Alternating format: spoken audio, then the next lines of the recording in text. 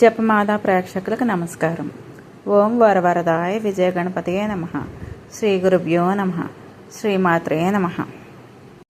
దానవ చేతిలో పరాజితులై స్వర్గలోకాన్ని అధికార భోగవాగ్యాలను కోల్పోయిన దేవతలు భిక్షుకులై సంచరిస్తున్నారు. వారంతా గుమికూడి బ్రహ్మదేవుడిని సన్నిధికి వెళ్ళారు. తమ దుస్థితి విన్నవించి గొల్లుమన్నారు. బ్రహ్మతో కలిసి కైలాసానికి వెళ్ళి శివుణ్ణి తీసుకుని వైకుంఠానికి వెళ్ళారు. అది వైకుంఠం అత్యంత దుర్లభం, పరమపదం, జరామృత్యుహరం. దాని ద్వారం దగ్గర ఇరువైపులా ద్వారపాలకులు ఉన్నారు. రత్న సింహాసనాల మీద కూర్చొని ఉన్నారు. రత్నాభరణాలతో పీత వస్త్రాలతో వనమాలికల అలంకృతులై సాక్షాత్తు విష్ణుమూర్తుల్లా శ్యామసుందర విగ్రహాలై చతుర్భుజులైన కథా శంఖ చక్ర పద్మదారులై పద్మనేత్రులై హాసన్ముఖులై కావలి కాస్తున్నారు. బ్రహ్మదేవుడు తమ రాకనకు కారణాలను వారికి వివరించాడు. వారు అనుజ్ఞ ఇచ్చారు. ఆ మీదట అందరూ లోపలికి ప్రవేశించారు. ఇలాంటి ద్వారాలు వరుసగా 16 ఉన్నాయి. అంతటా అదే పరిస్థితి, ఇదే అవస్థ. అన్నీ గడిచి ప్రధాన సభామండపం చేరుకున్నారు. అక్కడ శ్రీమన్నారాయణుడు దేవర్షి పరివృతుడే కొలువు తీరి ఉన్నాడు. చతుర్భుజులు నారాయణులు స్వరూపులు కౌస్తుభాలంకృతులు అయిన పాదర్శుల పరివేష్టితంలో ఉన్నారు. ఆ సభా మండపం చతురస్రాకారంలో ఉంది. చంద్రమండలంలో వెన్నెలలు వెదజల్లుతోంది. మణిమయ హారాలు తోరణాలలాగా వేలాడుతున్నాయి. అంతటా రత్నాలు పొదిగాయి. శ్రీహరి కేవలం ఇచ్చామాత్రంతో సృష్టించినట్టు ఎటు చూసినా మేలి ముత్యాల అలంకరణ, నేలంతా మట్టి కొట్టుమని జలభ్రాంతులు కలిగి 4 వైపులా గోడలకు మండలాకారం, మణిదర్పణాలు, మధ్య మధ్య అపూర్వం చిత్రలేఖలు, పద్మరాగమణులతో శిల్పం చెక్కిన పద్మాలు వాటి మీద ఎగురుతున్నాయి. ఇంద్రనీలమణులతో 9 చుట్టూ లోపల తట్టుకునే శమంతక మణులతో నిర్మించిన విశాల సోపాన శ్రేణి అంటే గ్యాలరీ. ఇంద్రనీలమణి స్తంభాలు, ప్రతి స్తంభం దగ్గర రత్న పూర్ణ కుంభాలు, వాటి నుంచి పట్టుదారాలతో పాకిస్తున్న చందనలతలు, వాటికి చిగుళ్ళు, సభా మండపానికి వెలుపల పారిజాత వృక్షాలు, వాటి పరిమళ చల్లగా మెల్లగా అంతటా వ్యాపిస్తుంది. లోపల కస్తూరి కుంకుమ చందనాగరు సుగంధాలు వీటితో పోటీ పడుతున్నాయి. సహస్రయోజన విస్తీర్ణమైన ఆ మహామంటపంలో ఒకవైపులా విద్యాధర స్త్రీలు మనోహరంగా నృత్యాలు చేస్తూ మందరస్వరంతో విద్యాధరాలు నేపథ్యగానం అందిస్తున్నారు. భవనానికి లోపల వెలుపల ఆయుధపాణులే హరికంకర్లు కావలా కాస్తున్నారు. ఆ సభా మండపానికి మధ్య భాగంలో శ్రీహరి చుక్కల్లో చంద్రుడిలాగా వెలుగుతున్నాడు. అదొక సింహాసనం, అమూల్య రత్న సింహాసనం. దాని మీద శ్రీహరి కిరీటి కుండలి వనమాలి, చందన చర్చన నేల శరీరుడు, చేతిలో కేళి పద్మం ఎట్ట ఎదుట నృత్య గీతాలు ఆస్వాదిస్తున్నాడు. చిరునవ్వులు ఆరబోస్తున్నాడు. శాంత స్వరూపుడై ఉన్నాడు. లక్ష్మీ సరస్వతులు పాదాలు ఒత్తుతున్నారు. తాంబూలం సేవిస్తూ ఉన్నాడు. ఆ పరిమళాలు వ్యాపిస్తున్నాయి. గంగాదేవి తెల్లని వింజామర వీస్తోంది. సభాసదులందరూ భక్తి వినమ్రులై స్తోత్ర పాఠాలు చేస్తున్నారు. పరిపూరితుడైన ఆ ప్రభువును దర్శించి బ్రహ్మేశాన దేవతలందరూ శిరస్సు వంచి నమస్కరించారు. బహుధ స్తుతించారు. అందరి తను పులకరించేలా ఉంది. అందరి గొంతులు భక్తి గద్గదాలే అయినవి. అందరి కన్నులు అశ్రుజల పూర్ణాలే అయినాయి. జగద్విధాత బ్రహ్మదేవుడు మరింత చేరువకు వెళ్ళి శిరస్సున అంజలి బంధంతో వినయంగా వంగి నిలబడి మెల్లిగా యావత్ వృత్తాంతము విన్నవించాడు. అంతా విన్న శ్రీహరి ఒక్క మందహాసం చేసి రహస్యంగా పలికాడు. శంఖచూడుడి పూర్వజన్మ వృత్తాంతం విందాము. పద్మసంభవ, శంఖచూడు దానవేంద్రుడే కావచ్చు. దేవతలందరినీ పారద్రోలి ఉండవచ్చు. కానీ అతడి వృత్తాంతం అంతా నాకు తెలుసు. అతడు పూర్వజన్మలో గోలోకవాసి, గోపకుడు, మహా తేజస్వి. అతడి పేరు సుధాముడు. నా పార్షదుడు. రాధాదేవి శాపం వల్ల దానవుడయ్యాడు. ఒకనాడు నేను నా మందిరం నుండి రాసమండలానికి వెళ్ళాను. నాతో పాటు ప్రాణాదికి ప్రియ విరజను కూడా తీసుకెళ్ళాను. అక్కడి విరజతో నేను క్రీడిస్తున్న సంగతి దూతిక ద్వారా రాధకు తెలిసింది. కోపంగా వచ్చింది. నేను తిరోధానం చెందాను. విరజను మాత్రం నది వైపొమ్మని చెప్పించింది. తన మందిరానికి వెళ్ళిపోయింది. అక్కడ సుధాముడితో సరస సంభాషణ చేస్తూనే ఉన్నాను. రాధికను చూస్తూనే నేను మౌనం వహించాను. అయినా కోపం ఆపుకోలేని రాధ నన్ను నిష్ఠూరంగా నిందించింది. చేసేవన్నీ చేస్తావు, ఏమీ ఎరగనట్టు కూర్చుంటావు, నిన్నేమీ చేసినా తప్పు లేదని దెప్పి పొడిచింది. కానీ ఎన్నిసార్లు తప్పించుకుంటావో చూస్తాను. చిక్కకపోతావా? అప్పుడు చెప్తాను నీ పని అంటూ పళ్ళు బిగించి చూపుడు వేలుతో బెదిరించింది. ఇదంతా చూస్తూ సుధాముడు రాధిక దౌష్ట్యాన్ని భరించలేకపోయాడు. అతడికి నా మీద భక్తి, గౌరవం, ప్రేమ ఎక్కువయ్యాయి. దాంతో చర్రం లేచి రాధికను అదే స్థాయిలో అదే చూపుడు వేలుతో అలాగే బెదిరించాడు. రాధాదేవి కోపాగ్నికి ఆజ్యం పోసినట్టయింది. కళ్ళు చింతనొప్పులయ్యాయి.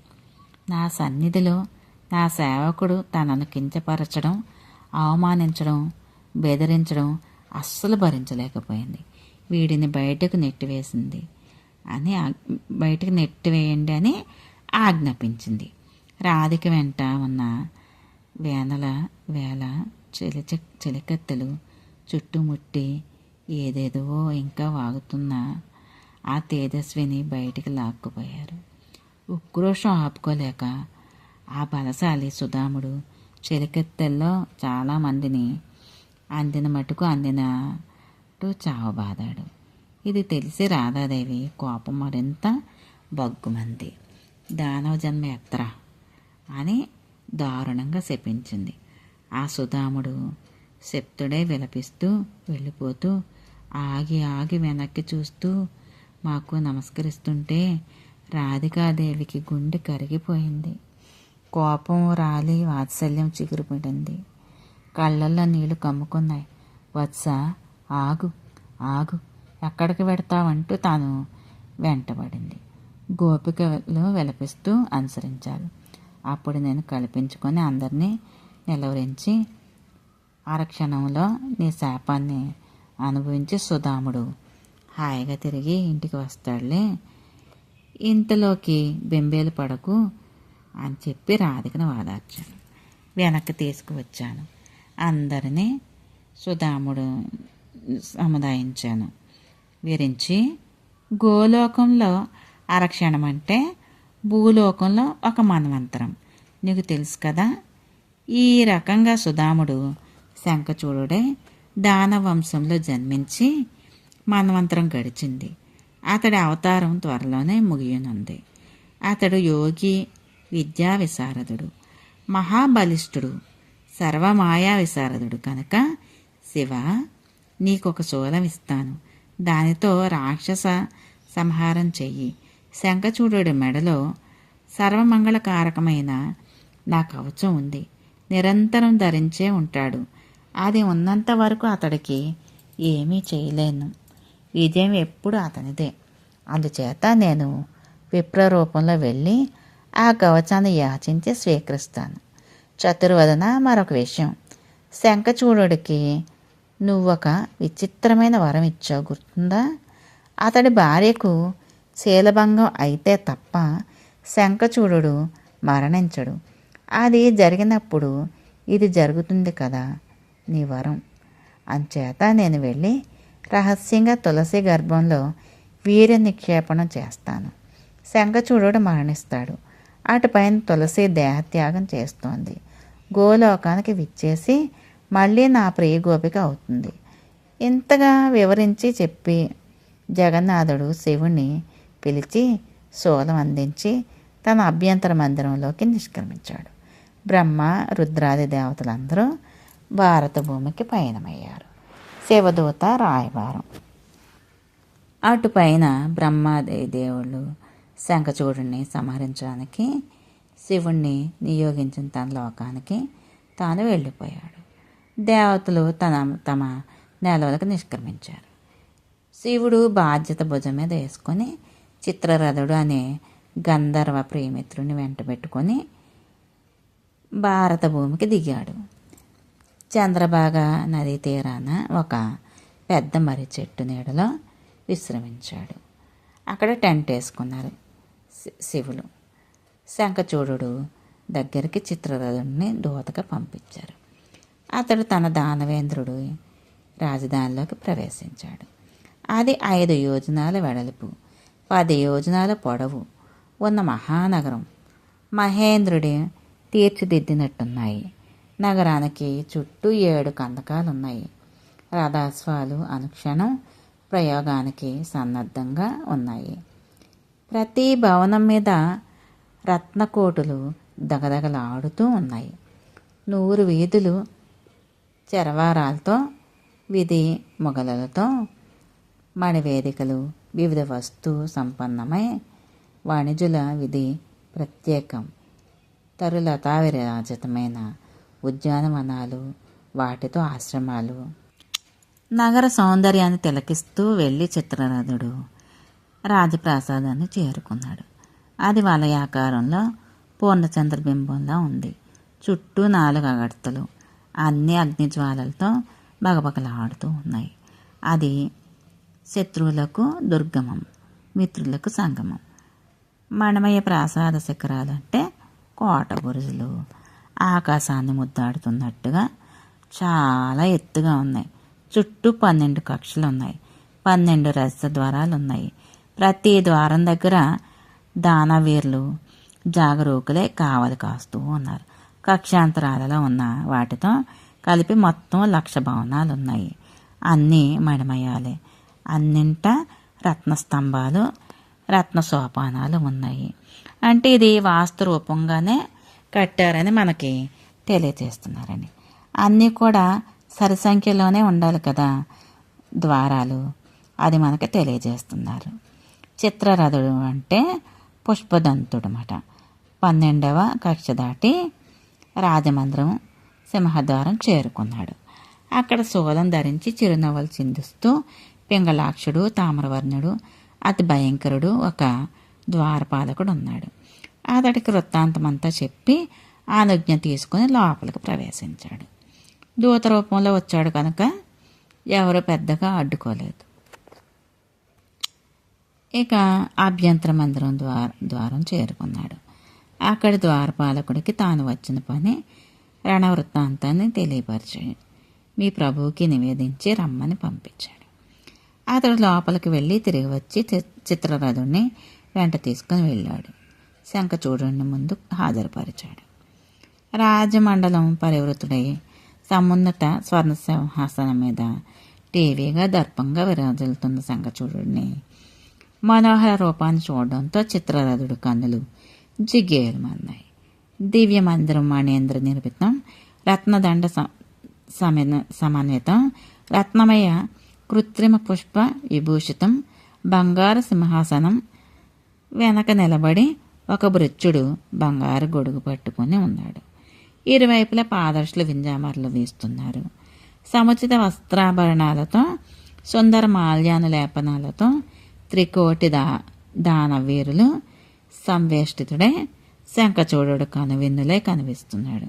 100,000 దానవీరులు ఆయుధపరాయణలే కావలి తిరుగుతున్నారు. ఆశ్చర్యం నుంచి ఆనందం నుంచి తేరుకున్న చిత్రరథుడు మెల్లగా పెదవి విప్పాడు. దానవేంద్ర, నేను శివుడి భృత్యువును. నా పేరు పుష్పదంతుడంట. ప్రభు శంకరుడు నీతో చెప్పమని యథాతథంగా చెప్తున్నాను. సౌమ్యంగా ఆలకించు. దేవతల రాజ్యాన్ని విడిచిపెట్టు. వారి అధికారాలను వారికి తిరిగి అప్పగించు. దేవతలంతా వెళ్ళి శ్రీహరిని శరణు వేడారు. శ్రీహరి స్వయంగా శూలాన్ని అందించి నన్ను పంపించాడు. నేను వచ్చి చంద్రభాగ అంటే పుష్పభద్ర నదీ తీరాన వటవృక్షం కింద విడిది చేస్తున్నాను. రాజ్యమైనా అప్పగించు, లేదా యుద్ధమైనా చెయ్యి. ఇది త్రిలోచనుడు నీకు వినిపించి రమ్మని సందేశం పంపించాడు. నేను దూతను. నువ్వు ఏది చెప్పమంటే అది వెళ్ళి మహేశ్వరుడికి చెప్తాను అన్నాడు. గంధర్వుడి మాటలు వింటుంది శంఖచూడుడు పెద్ద పెట్టుని నవ్వాడు. రేపు ఉదయాన్నే నేను వస్తాను, నువ్వు వెళ్ళు అన్నాడు. గంధర్వుడు చిత్తం అని వెంటనే పరుగున వెళ్ళి వాట మూలంలోనే కూర్చొని శివుడికి ఆ 2 ముక్కలు చెప్పాడు. అంతలోకి సేనా పరివృతుడే కుమారస్వామి అక్కడికి వచ్చాడు. వీరభద్రుడు, నంది మహాకాలుడు, సుభద్రకు విశాలాక్షుడు, బాణుడు, పింగళాక్షుడు, వికంపనుడు, విరూపుడు, వికృతి, మణిభద్రుడు, భాష్కలుడు, కపిలుడు, దీర్ఘదంష్టుడు, వికటుడు, తామరలోచనుడు, కాలకంఠుడు, బలిభద్రుడు, కాలదేహుడు, కూటీచరుడు, బలోన్మత్తుడు, రణశ్లాఘిని, దుర్జయుడు, దుర్గముడు, అష్టభైరవులు, ఏకాదశ రుద్రులు, అష్టావసువులు, దేవేంద్రుడు, ద్వాదశాదిత్యులు, చంద్రుడు, అగ్నిదేవుడు, విశ్వకర్మ, అశ్విదేవతలు, కుబేరుడు, యముడు, జయంతుడు, నలకూబరుడు, వాయువు, వరుణుడు, బుధుడు, మంగళుడు, ధర్ముడు, శని, ఈశానుడు, కామధేనువు, ఉగ్రదంష్ట, కోటవి ఇత్యాదులందరూ వచ్చారు.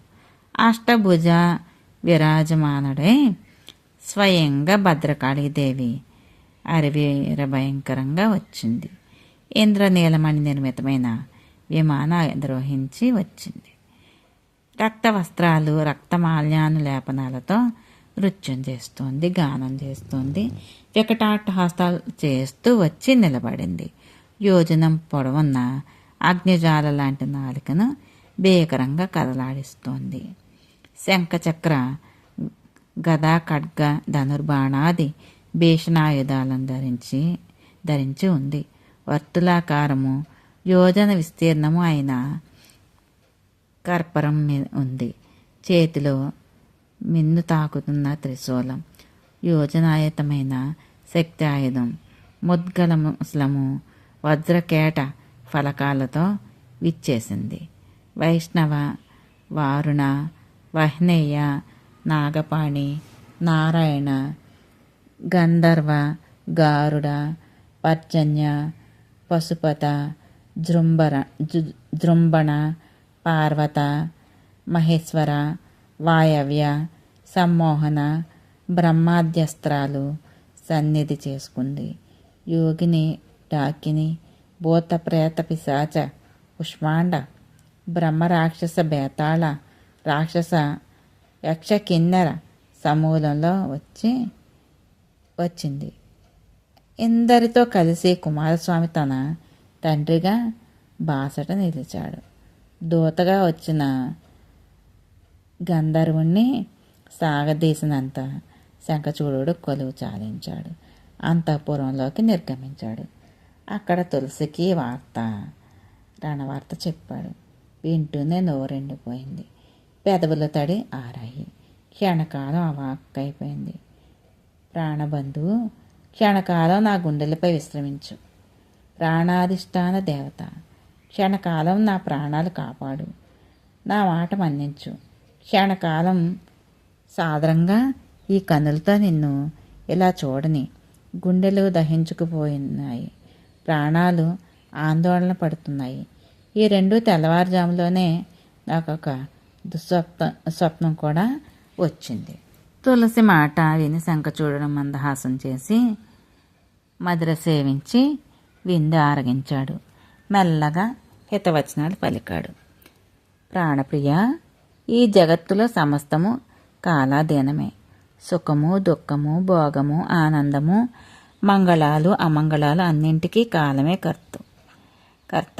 వృక్షాలు చూడు, కాలవసాన కొమ్మలు తొడుగుతుంటాయి, పువ్వులు పూస్తుంటాయి, అవి కాయలు అవుతుంటాయి, పండ్లు అవుతుంటాయి, కాలవసాన రాలిపోతుంటాయి. విశ్వాలు ఏర్పడేది, నశించేది కాల ప్రభావంతోనే. సృష్టి, స్థితి, లయాలు కాలం వల్లనే జరుగుతున్నాయి. త్రిమూర్తులకు పైన మరొక పరమాత్మ ఉంటాడు. అతడు కాలనర్తనుడు. అతడు వీరిని ఆడిస్తూ ఉంటాడు. తన ఇచ్చ ప్రకారం తనను అభిన్నంగా ఈ ప్రకృతిని కల్పించి విశ్వాలను చరచరాల జీవజాలాన్ని సృష్టించి కాలవశంగా క్రీడిస్తుంటాడు, వినోదిస్తుంటాడు. అతడు సర్వాత్మ, సర్వరూపధారి పరమేశ్వరుడు. జనంతో జనాన్ని సృష్టింపజేసి, జనంతో జనాన్ని రక్షింపచేసి, జనంతో జనాన్ని సంహరింపచేస్తూ ఉంటాడు. ప్రియా, ఇప్పుడింకా అతడిని సేవించు. ఈ సృష్టిలో గాలి వీచిన, సూర్యుడు ప్రకాశించిన, ఇంద్రుడు వర్షించిన, మృత్యువు కబళించిన, అగ్ని దహించిన, చంద్రుడు వెలుగొందిన అంతా అతడి ఆజ్ఞ ప్రకారమే. అతడు మృత్యువుకి మృత్యువు, కాలానికి కాలం, యముడికి యముడు, సృష్టికర్తకు సృష్టికర్త, మాతకు మాత, సంహార్తకు సంహర్త. ఆ దేవాది దేవుణ్ణి శరణు వేడుకో. అతడే అందరికీ నిజమైన బంధువు, ఆత్మ బంధువు. నిజానికి నేనెవరో నువ్వెవరో. ఇది మనల్ని ఇలా కలిపింది, అలాగే విడదీస్తోంది. ఈ రహస్యం తెలిసిన పండితుడు ఆపదలు వచ్చినా అజ్ఞానిలా భయపడిపోడు. సుఖదుఖాలను రెండింటినీ సమానంగా భావించి కాలానేమిక్రంగా మునుగుతూ తేలుతూ ఉంటాడు. తులసి, ఈ జన్మకు ముగియడంతోనే నువ్వు నిశ్చయంగా నారాయణుడిని చేరుకుంటావు. బద్రికావనంలో తీవ్రంగా తపస్సు చేసావు కదా, నేను చేశాను. ఆ తపస్సుకి ఫలంగా నువ్వు దక్కావు. బ్రహ్మదేవుడిచ్చిన వరం ఉండనే ఉంది, కానీ నీ తపస్సు శ్రీహరి కోసం కనుక అతడిని నువ్వు పొంది తీరుతావు. గోలోక బృందావనంలో గోవిందుణ్ణి త్వరలోనే కలుసుకుంటావు. ఈ దానవ దేహం విడిచి నేను గోలోకానికే వస్తాను. మళ్ళీ అక్కడ నువ్వు చూద్దు గాని నేను నిన్ను చూస్తాను. రాధాదేవి ఇచ్చిన శాపం వల్ల ఈ భారత భూమిలో ఈ జన్మ ఎత్తవలసి వచ్చింది. ఈ తనువు రాలిపోగానే మళ్ళీ తిరిగి గోలోకానికే కదా వెళ్ళవలసింది. ఇక ఇందులో నువ్వు కానీ నేను కానీ దుఃఖించవలసింది ఏమీ లేదు. త్వరలో గోలోకానికి వెళ్ళి శ్రీహరిని కలుసుకుందాం, బాధపడకు. శంఖచూడుడు ఎలాగా వాదార్చి తులసికి ధైర్యం చెప్పాడు. రత్నమందిరంలో హంసతూలిక తల్పం మీద తులసీదేవిని గాఢంగా ఆలింగనం చేసుకొని పడుకున్నాడు. క్రీడా కౌతుక మంగళవాద్యాలు ఎన్నెన్నో పలికాడు. తులసీదేవిని ఉత్సాహపరిచి ఉల్లాసంగా ఉంచడానికి శతవిధాల ప్రయత్నించాడు. కానీ ఆ కృశోదరి అలా దుఃఖిస్తూనే ఉంది. ఆహారం ముట్టలేదు, రెప్ప వాల్చలేదు, కన్నీరు ఆగలేదు. అతడి వక్షస్థలం మీద తల అంచి శోకిస్తూనే ఉంది. ఒకప్పుడు శ్రీకృష్ణుడు బాండీరంలో తనను ఉపదేశించిన దివ్య జ్ఞానాన్ని అంతటిని మెల్లమెల్లగా తులసికి మళ్ళీ చెప్పి శంఖచూడుడు ఆమెకు తెలివి చెప్పి దానితో తులసి తేరుకుంది. ప్రసన్నత చిగురించింది. సమస్తం నశ్వరమే అని తెలుసుకుంది. దుఃఖం తొలగిపోయింది. అప్పుడు శంఖచూడుడితో చేయి కలిపి క్రీడాపరవశి ఇద్దరు కూడా దంపతులు సుఖసాగరంలో ఈదులాడారు. అర్ధనారీశ్వరుడు అన్నట్లుగా బియ్యార కౌగిలించుకున్నారు. ఇద్దరు ఒకరికొకరు ప్రాణాలకు ప్రియులు. ఇద్దరు సమాన రూప యవ్వన సంపన్నులు. క్షణకాలం అవ్యక్త మధురంగా మాట్లాడుకుంటున్నారు. క్షణంలో రతిక్రీడా పరాయణులు అవుతున్నారు. క్షణకాలం మైమరచి యవ్వన గర్వంతో విలాసంగా నవ్వుతున్నారు. ఆ శృంగార పండితుల రతికి విరతికి లేదు. ఎవరికి ఎవరు తీసిపోలేరు, ఓడిపోవడం లేదు. శివ శంఖచూడ సంవాదం. బ్రహ్మీ ముహూర్తంలో శంఖచూడు తల్పం మించి లేచి కూర్చున్నాడు. శ్రీకృష్ణ పరమాత్మను మనసులో ధ్యానించాడు. శయ్య దిగాడు. రాత్రి కట్టుకున్న వస్త్రాలు విడిచిపెట్టి శుద్ధోదకాల స్నానం చేశాడు. దౌత వస్త్రాలు ధరించాడు. తిలకం దిద్దుకున్నాడు. ప్రాతకాల పూజలన్నీ నిర్వర్తించాడు. పెరుగు, నెయ్యి, తేనె, పేలాలు వంటి మంగళ వస్తువుని దర్శించాడు. మణులు, రత్నాలు, వస్త్రాలు, బంగారము రోజులాగానే భక్తిగా బ్రాహ్మణులకు దానం చేశాడు. రాజగురువుల్ని దర్శించాడు. అమూల్య రత్నహారాలు సమర్పించి యుద్ధయాత్రకు మంగళాశీస్సులు పొందాడు. గజాస్వ ధనరత్నరాశుల్ని బీద బ్రాహ్మణులకు కానుకలుగా పంచిపెట్టాడు. 1000 భాండారాలను, 1,00,000 నగరాలను, 100 గ్రామాలను పండితులకు సర్వాధికారాలతో సమర్పించాడు. దానవ రాజ్యాన్ని తన పుత్రుణ్ణి రాజుగా చేశాడు. తల్లిని, రాజ్యాన్ని, భాండాగారాలను, వస్తువాహనాలను తన అనుచరులను రక్షించే బాధ్యత అప్పగించాడు. తూణీరాలు కట్టుకుని కవచం ధరించి ధనుష్పాణియే యుద్ధానికి సన్నద్ధుడయ్యాడు.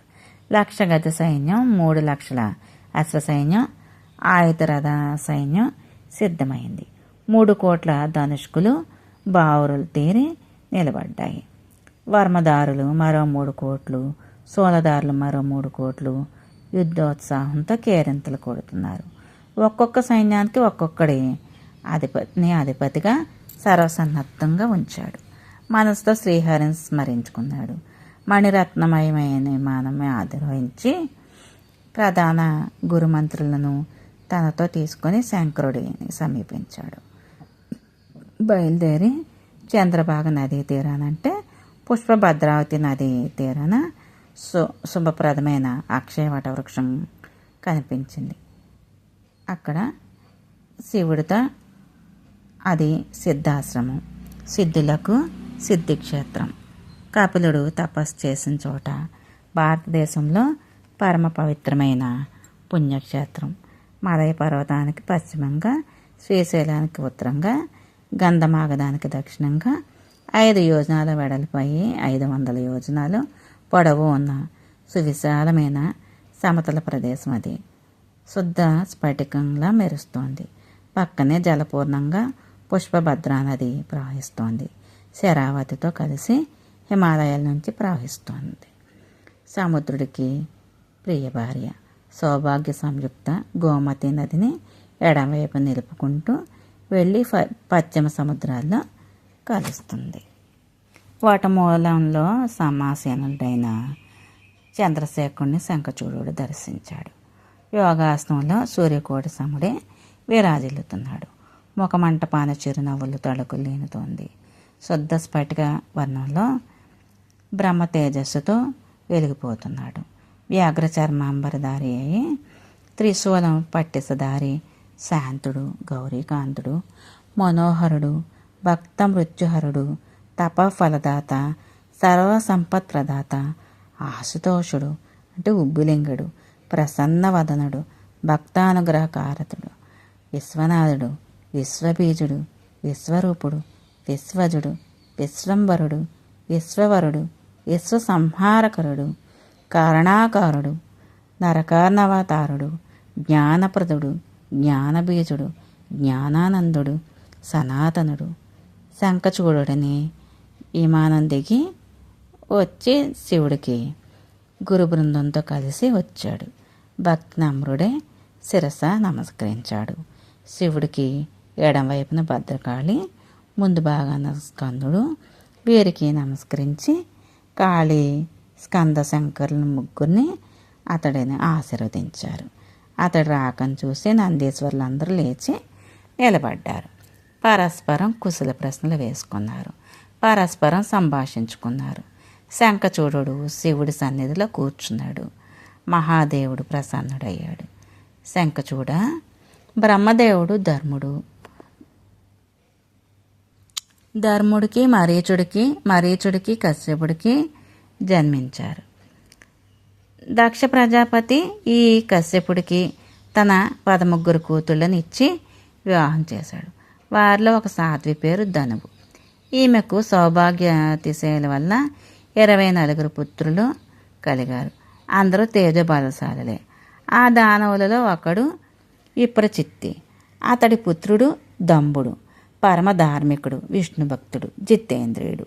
పుష్కర క్షేత్రంలో శ్రీకృష్ణ మహామంత్రాన్ని జపిస్తూ 1,00,000 సంవత్సరాలు తపస్సు చేశాడు. శుక్రాచార్యుడు ఇతడి గురువు. ఆ తపఫలంగా నువ్వు జన్మించావు. పూర్వజన్మలో గోపకుడివి. గోలోకంలో శ్రీకృష్ణునికి పార్షదుడివి. రాధికా శాపం వల్ల ఈ దానవంశంలో ఆవిర్భవించావు. నువ్వు వైష్ణవోత్తముడివి, పరమ ధార్మికుడివి. నీ వంటి విష్ణు భక్తులు హరిసేవను తప్ప తక్కిన వాటిని నీచాలను తుచ్చాలను పరిగణిస్తారు. హరిసేవ తప్ప మరింకేది కోరుకోరు. బ్రహ్మత్వము అమరత్వము కూడా వారికి తుచ్చాలే.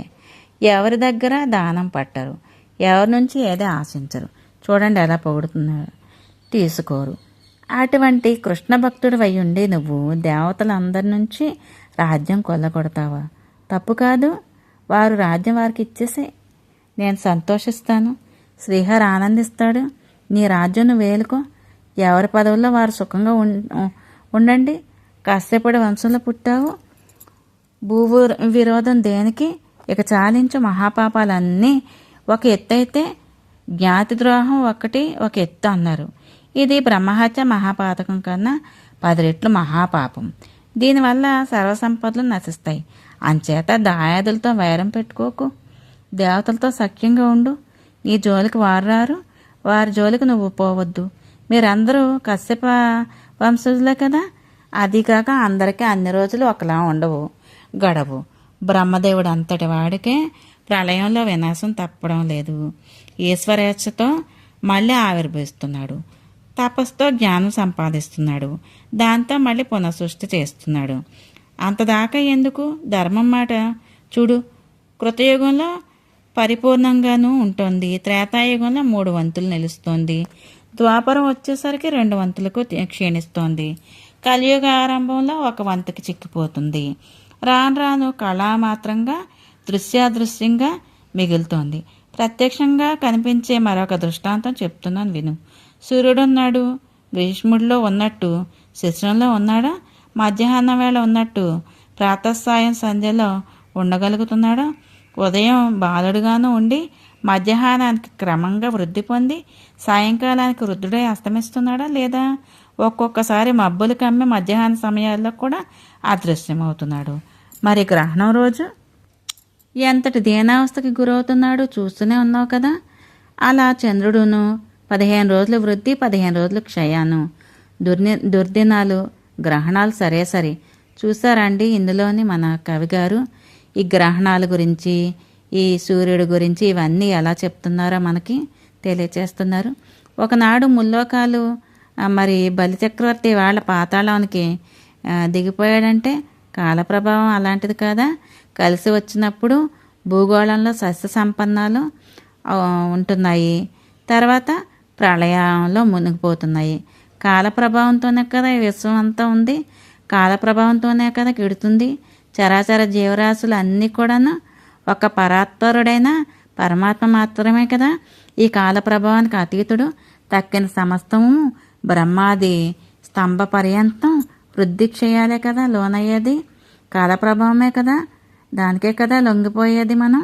పరమాత్మ ఒక్కడే కదా మహాపురుషుడని ప్రకృతి స్వరూపుడు నానా రూపధారిని త్రిమూర్తులను నియమించి సృష్టి స్థితి లయ లీలా వినోదంగా జరిపిస్తున్నాడని గ్రహించి నామగుణ సంకీర్తన చేసే జ్ఞాని సాధనతో క్రమక్రమంగా జన్మ రోగ జరామృత్యు భయాలను జయిస్తాడు. నేను అలాగే జపిస్తూ ఉంటాను కదా. ఆ జ్ఞానంతో నిర్భయత్వం వచ్చింది. మృత్యుంజయుడు అయ్యాను. మృత్యుభయం పోతే మృత్యు పారిపోతుంది. గరుడుని చూడు, పాములాగా శంకరుడు ఎంతగా ఉపదేశించి శంఖచూడుడి ముఖంలోకి చూశాడు. అతడు ప్రసంగపూర్వకంగా శిరకంపనం చేశాడు. సవినయంగా మధురంగా మనసులోని మాట బయటపెట్టాడు. పరమేశ్వర, నువ్వు చెప్పింది చాలా సమంజసంగా ఉంది. కాదనడానికి ఏమీ లేదు, ఏమీ కనిపించడం లేదు. అయినా నాదొక మనవి, వాస్తవం చెప్తున్నాను, చిత్తగించు. జ్ఞాతి ద్రోహం మహాపాపం అన్నావు కదా. మరి సంపదలన్నీ ఓడగొట్టి బలిచక్రవర్తిని పాతాళానికి ఎందుకు తొక్కినట్టు? అతడి ఐశ్వర్యాన్ని అంతటినీ నేను శత్రువుల నుంచి ఉద్ధరించితే తేగలిగాను, కానీ అతడిని మాత్రం పాతాళం నుంచి ఉద్ధరించలేకపోయాను. నా శక్తి సరిపోలేదు. ఇది ఒకటే కాదు, సోదర సహితంగా హిరణ్యాక్షుణ్ణి హింసించారు దేవతలు. శుంభనిశుంభాది దానవులను నిర్దాక్షిణ్యంగా మట్టుబెట్టారు. ఇంకా తరచుకుంటూ వెనక్కి సముద్ర మదనానికి శ్రమపడి మేమైతే అమృతం మింగింది దేవతలు, చాకరీ మాది, సౌఖ్యం వారిది. సరే, ఈ పాత పురాణాలకి ఏం కానీ ఒకటి మాత్రం నిజం, ఈ విశ్వమంతా ప్రకృతి స్వరూపుడైన ఆ పరమాత్ముడు ఒక క్రీడాభాండం. ఎక్కడికి ఎవరికి ఎప్పుడు ఏది ఇవ్వాలో అనుకుంటే అది ఇస్తాడు. అలా ఐశ్వర్యవంతుడు అవుతాడు. దేవతలని దానవులని కయ్యాలని నెయ్యాలని ఇదంతా వట్టి బోటకం, కేవలం నిమిత్త మాత్రం. పరమాత్ముణ్ణి ఇచ్చేయే అన్నింటికీ కారణం. జయమో పరాజయమో కాలక్రమంలో మాకో వారికో లభిస్తూ ఉంటుంది. కాలమే కర్త. విరోధాలు, యుద్ధయాత్రలు అన్ని నిష్ఫలాలు, నిష్ప్రయోజనాలు. కానీ సమసంబంధం బంధువులము అయిన మాతో యుద్ధం చేయడానికి ఈవేళ నువ్వే స్వయంగా వచ్చావు. సిగ్గనిపించడం లేదా? జయం వరిస్తే మంచిదే, గొప్ప కీర్తి లభిస్తుంది. పరాజయం వచ్చి పడితేనా అపకీర్తి చుట్టుకోదు. ఇది ఆలోచించావా? శంఖచూడుడు సూటిగా ప్రశ్నించాడు. త్రిలోచనుడు పెద్దగా నవ్వి యథోచితంగా బదులు పలికాడు. దానవేంద్ర, బ్రహ్మవంశ సంభూతులైన మీతో యుద్ధం చేయడానికి నాకెందుకు సిగ్గు? పరాజయం వచ్చి పడితే మాత్రం నాకు చుట్టుకునేది అపకీర్తి ఏంటి? అసలు ఆదిలో మధుకైటబులతో కలహించి దేవదానవ సంగ్రామాలకు శ్రీకారం చుట్టింది శ్రీమన్నారాయణుడే కదా. బలి, హిరణ్యకశిపులతో జబ్బలు చరిపించింది అతడే కదా.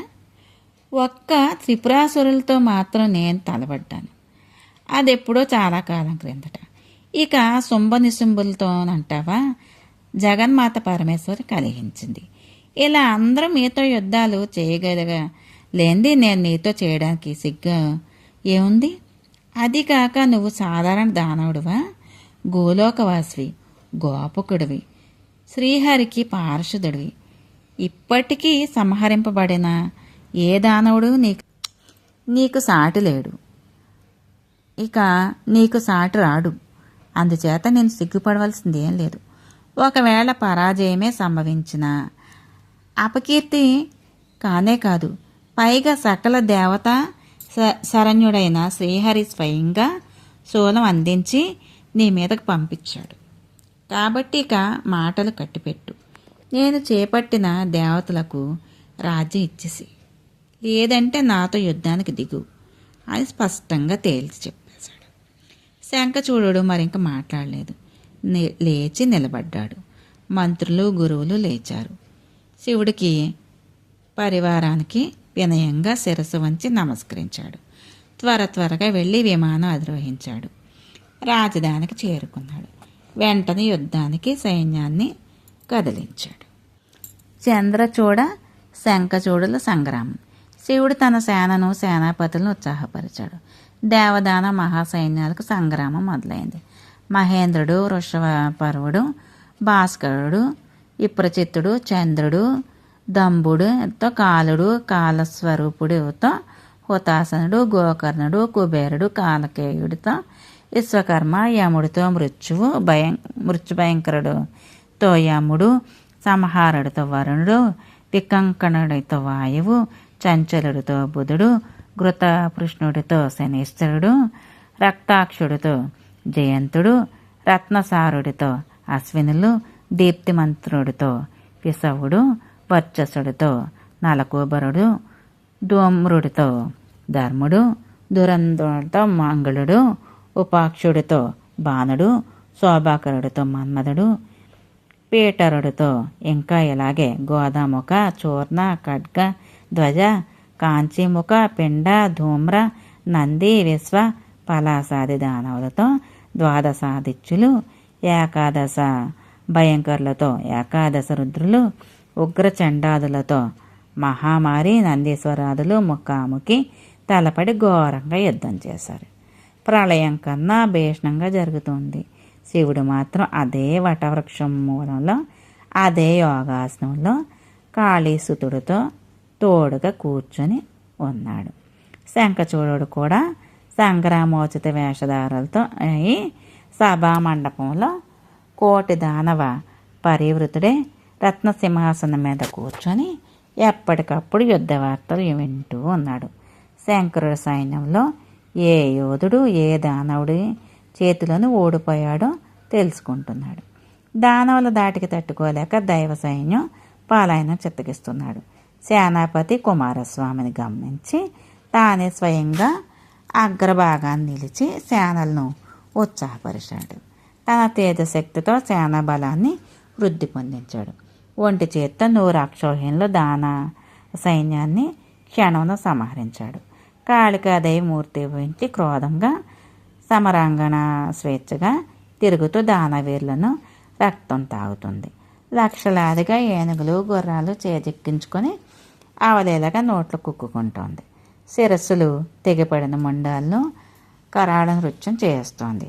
హతశేషులైన దాన మహావీరులను గుండెలను జారిపోతున్నాయి. వారికి ఎవరికి వారు పలాయన చిత్తగిస్తున్నారు. కానీ వృషపర్వ, విప్రచిత్త, దంభ, వికంకణ మాత్రులు మాత్రం నలుగురు ఒకటే కుమారస్వామితో పోరాడుతున్నారు.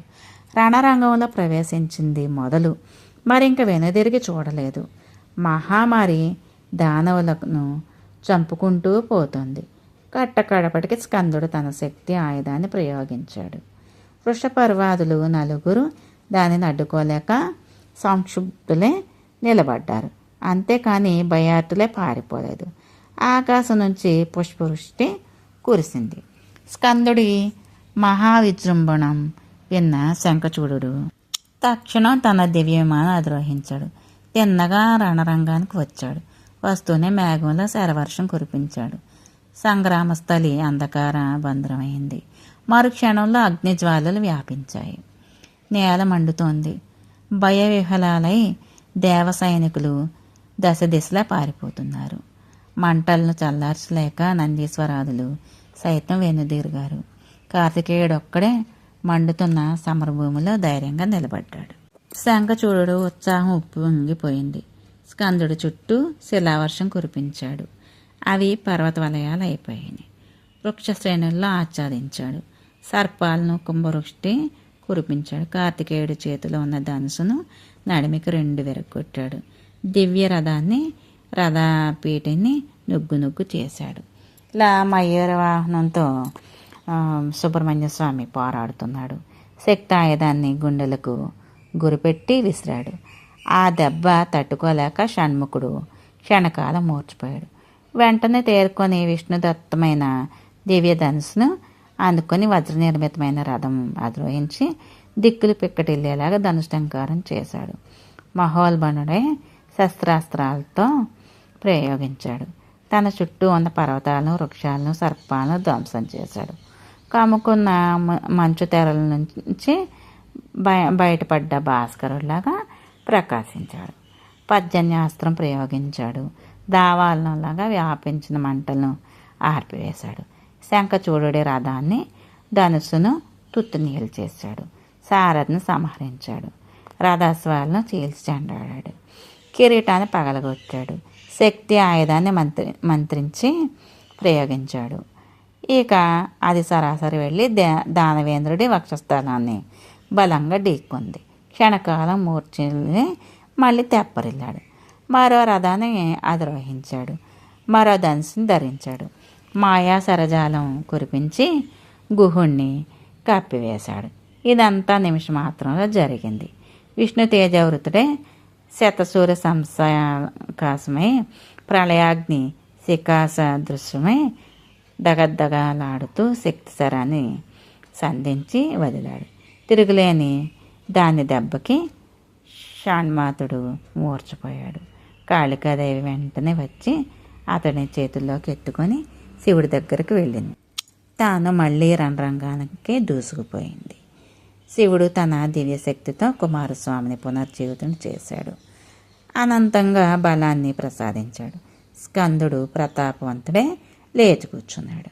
రణరంగానికి దూసుకుని వెడుతున్న కాళీదేవి వెంటనే మధుబాండాలతో గంధర్వ యక్ష కిన్నెర వీరులు తరలి వెళ్ళారు. కాళికాదేవి సింహనాదం చేసింది, వికటాటహాసం చేసింది, మధుబాండాలు సేవించి కరాళ నృత్యం చేసింది. దానవీరులు భయకంపితులై మూర్చపోయారు. ఉగ్రదంష్ట, ఉగ్రదండ, కోటకి, యోగిని, డాకిని గణాలు మధుబాండాలు సేవిస్తూ వికృతంగా అరుస్తుంటే వికటాటహాస్తాలు చేస్తూ భీషణంగా గంతులు వేస్తున్నారు. శంఖచూడుడు ఇటువైపు దృష్టి సారించాడు. దానవులకు అభయం ఇచ్చి కాళికాదేవితో కయ్యాన్ని కాల్చివాడు. కాళిక అగ్నులు కురిపించింది. దానవరాజు పర్జన్యాస్త్రంతో చటుక్కుని చల్లార్చాడు. వరుణాస్త్రాన్ని గాంధర్వంతో అణిచివేశాడు. మహేశ్వరాన్ని వైష్ణవంతో మట్టు కరిపించాడు. కోపం పట్టలేక కాళికాదేవి నారాయణాస్త్రం ప్రయోగించింది. దానవ ప్రభు వినయంగా రథం దిగి భక్తితో శిరస్సు వంచి నమస్కరించాడు. ప్రళయాగ్నిశిఖలాగా వస్తున్న ఆస్త్రం దారి మళ్ళీ ఆకాశంలో కలిసిపోయింది. ఆశ్చర్యచకిత అయిన కాళిక ఈసారి బ్రహ్మాస్త్రం విడిచిపెట్టింది. బదులుగా బ్రహ్మాస్త్రాన్ని ప్రయోగించి విజయదరహాసం చేశాడు. దానవేశ్వరుడు దివ్యాస్త్రాలన్నీ అయిపోయాయి. యోజనాయుతమైన శక్తి ఆయుధాన్ని విసిరింది. శంఖచూడుడు దాన్ని దివ్యాస్త్రాలతో శతఖండాలు చేశాడు. ఉక్రోషం ఆపుకోలేక కాళికాదేవి పాశుపతాస్త్రాన్ని ప్రయోగించబోయింది. అంతలో అశరీరవాణి వినిపించింది. కాళిక, ఎందుకు ఈ వృధా ప్రయాస? శంఖచూడుడికి మృత్యువు ఏ అస్త్రంలోనూ లేదు, ఏ శస్త్రంలోనూ లేదు. అతడి మెడలో ఆ నారాయణ కవచం ఉన్నంత వరకు, అతడి భార్య శీలాన్ని భంగం కలగనంత వరకు అతడిని ఎవరూ ఏమీ చేయలేరు. అజయుడు, జరా మృత్యువులకు అతీతుడు. ఇది బ్రహ్మ ఇచ్చిన వరం. కాళికాదేవి పాశుపతాన్ని ఉపసంహరించుకుంది. ఆకలిగొన్న పులిలాగా చెలరేగి దానవీరుని 10 లక్షల మందిని దోసిట బట్టి నోట్లో వేసుకుంది. శంఖ చూడుని కూడా అలాగే పట్టుకొని మింగేద్దాం అనుకుంది. ముందుకు వచ్చింది. దానవ చక్రవర్తి అగ్నిశిలల వంటి విశీకాల్ని నిలవరించాడు.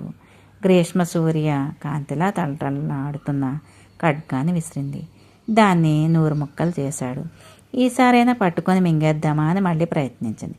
కానీ ఆ యోగసిద్ధుడు అందకుండా తప్పించుకున్నాడు. ఆ కోపాన్ని రథం మీద చూపించింది. పిడిగుద్దులతో తునకలు చేసింది. సారథిని పిడికిట బట్టి పిసికి ముద్ద చేసింది. దానవరాజు కూడా గురి చూసి శూలం విసిరాడు. అతడు దాన్ని లీలా విలాసంగా ఎడం చేత్తో పడేశాడు.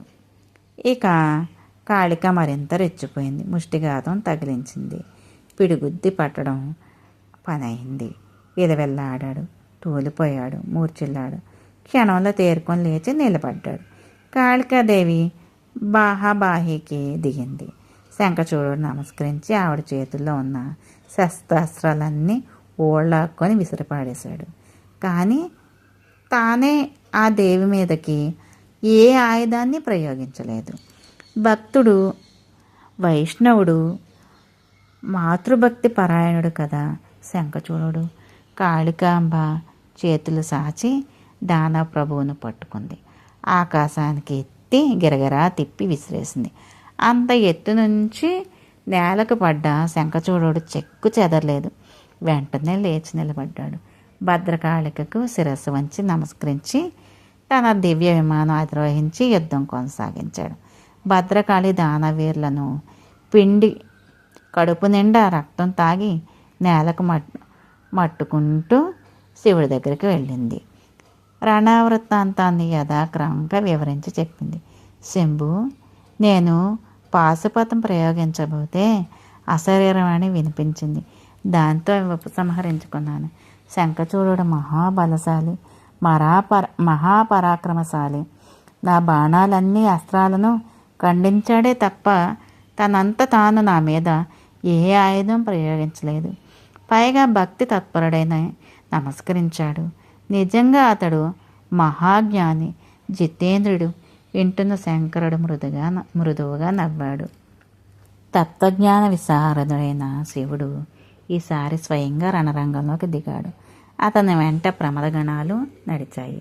అల్లంత దూరాన చూసి దానవ ప్రభు విమానం దిగి శిరస్సు వంచి నమస్కరించి సాష్టాంగ నమస్కారం పడ్డాడు. తిరిగి విమానం అధిరోహించాడు. ధనుస్సు ఎక్కు పెట్టాడు. నారద, చంద్రచూడ శంఖచూడల యుద్ధం పూర్తిగా 100 సంవత్సరాలు సాగింది. జయము లేదు, పరాజయము లేదు. శస్త్రాలకి అస్త్రాలు నడిచింది. రథం మీద శంఖచూడు, వృషభం మీద చంద్రచూడు. హెచ్చుతగ్గులు లేకుండా ద్వంద్వ యుద్ధం 100 ఏళ్ళు సాగింది. శ్రీహరి చేసిన వంచన. ఒకనాడు ఒక వృద్ధ బ్రాహ్మణుడు రణరంగానికి వచ్చాడు. దానవేంద్రుడి దగ్గరికి వెళ్ళాడు. దానవరాజేంద్ర, నేను విప్రుణ్ణి, నువ్వు ప్రభువు, సర్వసంపదలకు దాతవు. నాకు పెద్దగా కోరికలు లేవు. నిరీహుడను, పైగా వృద్ధుడను. చాలా దప్పికగా ఉంది. అట్టే మాట్లాడలేకపోతున్నాను. నువ్వు అంటే అడుగుతాను. చిన్న కోరిక తీర్చు అన్నాడు శంఖచూడు. ప్రసన్నుడే, అడగండి, తీరుస్తాను అన్నాడు. అయితే నీ మెడలో ఉన్న నారాయణ కవచం కావాలి, ఇయ్యి. అడగడమే తడవుగా దానవేంద్రుడు తీసి ఇచ్చాడు. అది పుచ్చుకొని ఆ వృద్ధ బ్రాహ్మణుడు శ్రీహరి అంతలోనే అంతర్ధానం చెందాడు. నారాయణ కవచధారి అయి శంఖచూడుని రూపంలో తులసీదేవి ముందు ప్రత్యక్షమయ్యాడు. మాయోపాయంతో ఆమె గర్భంలో వీర్యాదానం చేశాడు.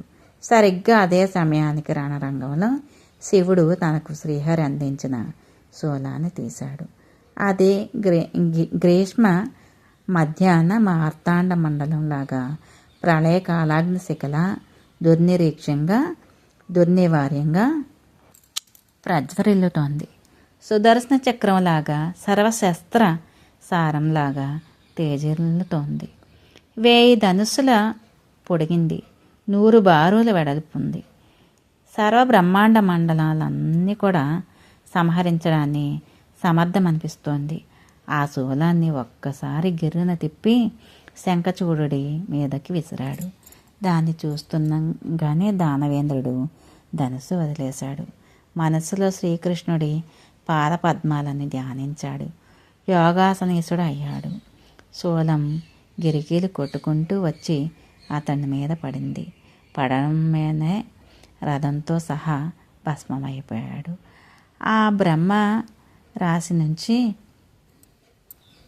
భస్మరాశి నుంచి కిశోర గోప వేషంలో సుధాముడు ఆవిర్భవించాడు.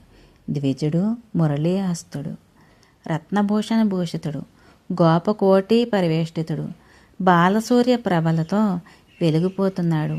అంతలోకి గోలోకం నుంచి దివ్య విమానం వచ్చింది. అతడు గోపకులు అందరిలోకి అధిరోహించారు. అది ఆకాశ మార్గాన గోలోకానికి సాగిపోయింది.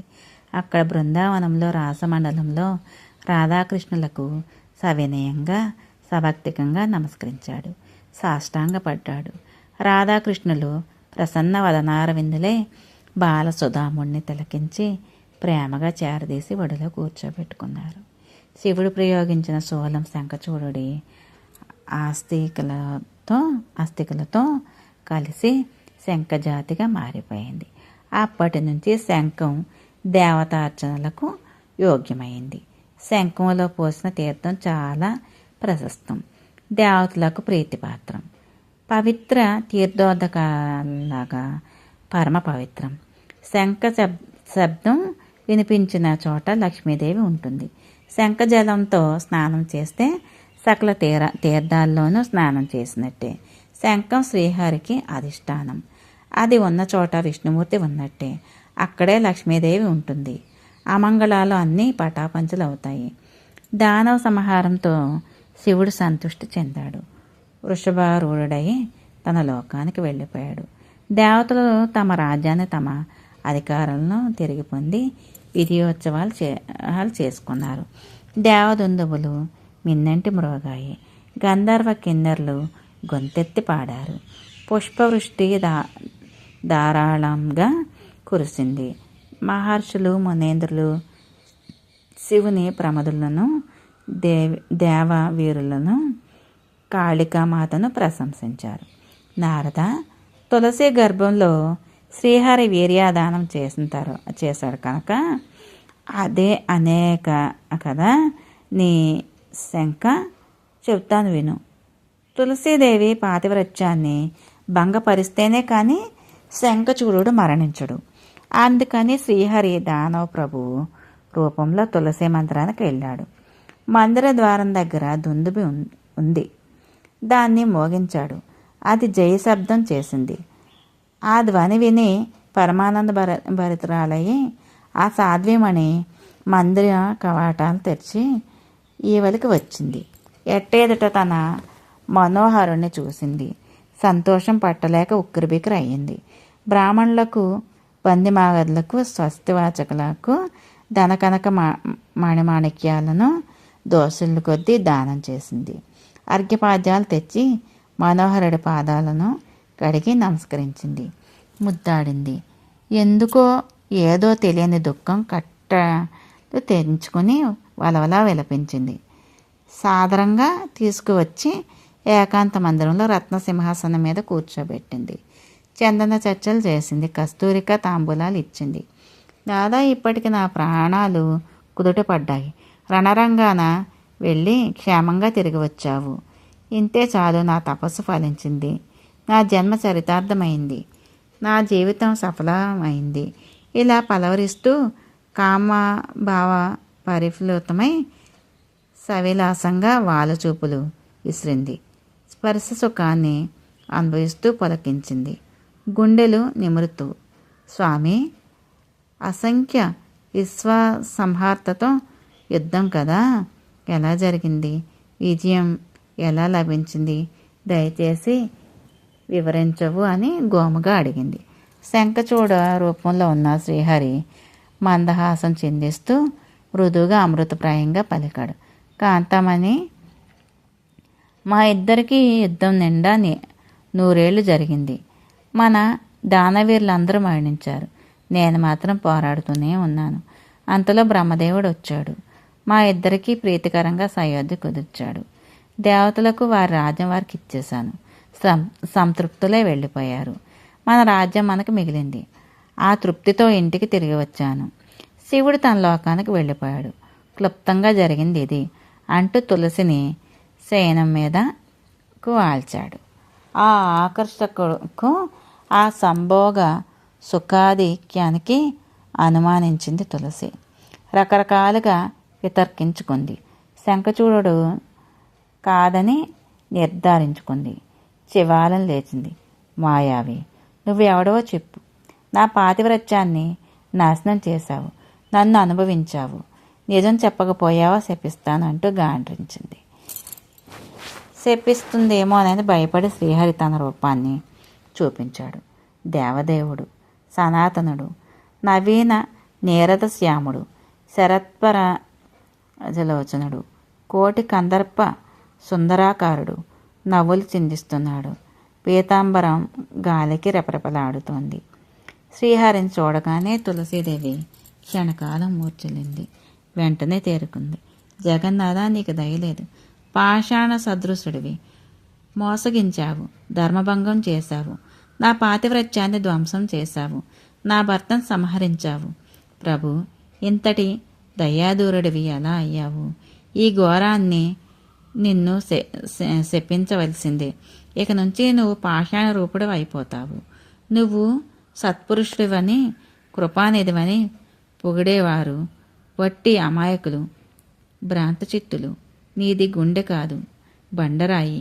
ఏ అపరాధం చేయని నీ భక్తుణ్ణి పరుల కోసమని పొట్టబెట్టుకోవడానికి నీకు మనసు ఎలా ఒప్పింది? పూనకం వచ్చిన దానిలా మాట్లాడుతూ దారుణంగా రోధించింది. గుండెలు బాదుకొని విలపించింది. పడి పడి దుఃఖించింది. చాలాసేపు అలా చూస్తూ మౌనంగా నిలబడిపోయింది. శ్రీహరి మెల్లగా పెదవి విప్పాడు. శ్రీమాత్రే నమః. మిగతాది తరువాయి భాగంలో విందాము.